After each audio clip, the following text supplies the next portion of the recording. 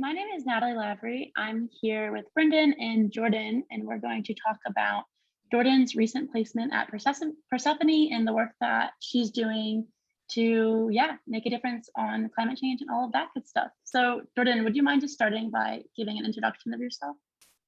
Yeah, hi, I'm Jordan Chamberlain, and my new role at Persefoni is Director of Climate Solutions. So I will be supporting Persefoni, a company that has a greenhouse gas accounting software, as they work with their clients to implement that software with them and continuously improve and iterate on that software to make sure it's meeting all those client needs and sort of leading in the sustainability and greenhouse gas accounting space. Awesome. So really, what was it that made you want to get a job in climate and really make that impact? Definitely. So I've actually spent my whole career in the climate space, and I was ready for a change. But it can be quite hard looking on your own. I think I saw a lot of different opportunities. It can be difficult to navigate how those opportunities might fit. And I felt lucky enough to connect with Brendan about this opportunity. And it was great to have someone walk me through it who had worked with other people in the field and knew how to explain it in a way that made sense for sort of a sustainability professional. But I think a lot of people in this field are driven by a similar passion as mine, that I just want to make a positive impact on people and the planet. And I feel like I have that opportunity in my new role. Yeah, that's awesome. So like Brendan touched on a little bit earlier, a lot of times, a lot of our candidates don't really even see that space for them in climate. And that's the main barrier, if you will, that's preventing them from getting a job. Whereas you said you've been doing it your entire career. So initially, like when you were first getting into the space, what were some of the barriers that you had to overcome in order to even get your foot in the door? Definitely.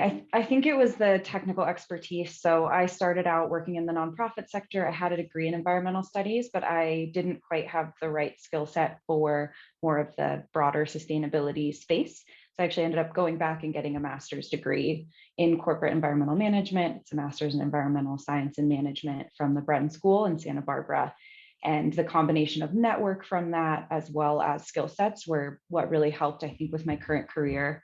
And I think networking, I went to a Women in Sustainability holiday event yesterday. I still think networking is a huge part of it that I wish I had leveraged more. I think the master's degree has been great and valuable, but there are, I think, other ways. And for me, interestingly, I had always known that technical solutions were out there in the climate space. And I think for me, it was more, I knew I could be in the climate space, but I didn't know there was a place for me in the technology space, because so many of these software companies grow out of utility providers and they don't necessarily hire sustainability people. So I was grateful to learn that there's space in tech for people with a climate background.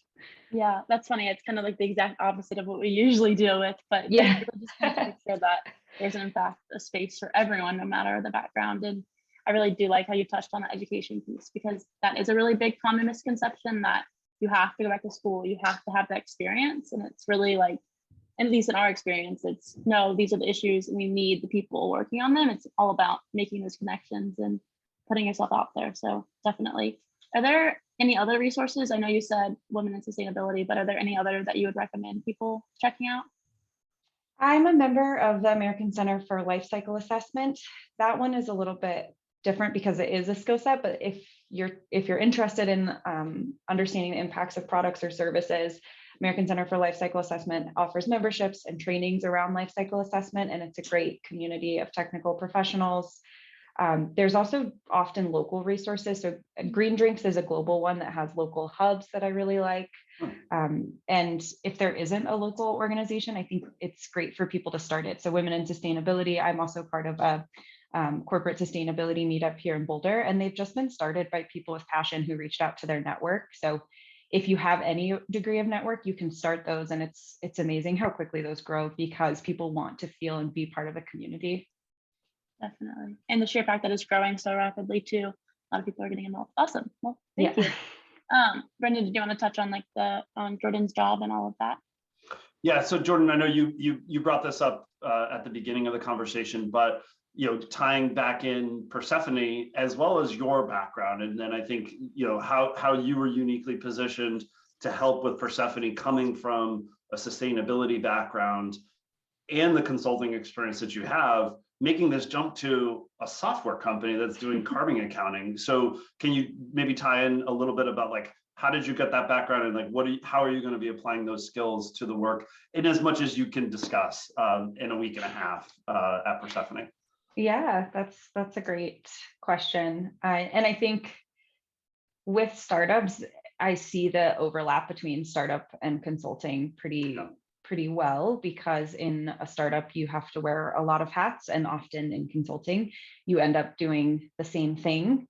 So there's, I think, a fair bit of overlap with skill sets from being adaptable. And getting into consulting, I really just leveraged my network, and I did have a degree, but there are plenty of ways to get certificates or self-train. And I think what we're seeing in the sustainability space right now is there are more jobs than there are trained professionals. So having the right mindset and soft skills is really valuable right now, because we can train people to use Excel or to use a platform like Persefoni, but if you don't have the interest and the passion and the ability to communicate with all those different stakeholders, it's not going to go as far. So I do think the people reaching out to you are probably reaching out because they have that passion and that interest. So there's a lot of ways to work across different skill sets. And I think most people in today's culture work with different tools. So being able to communicate, even if those tools aren't used for sustainability, what your different skill sets are, and your ability to learn different tools and capabilities, because it really is just a rapid learning environment right now. And I think at Persefoni, I have a strong background in greenhouse gas accounting, and I've worked across a number of working groups helping drive the accounting space forward. And I'm excited that they're open to letting me continue to engage in that way. They have a sustainability team that I can work with. I'm on the climate solutions team, so actually helping with the software.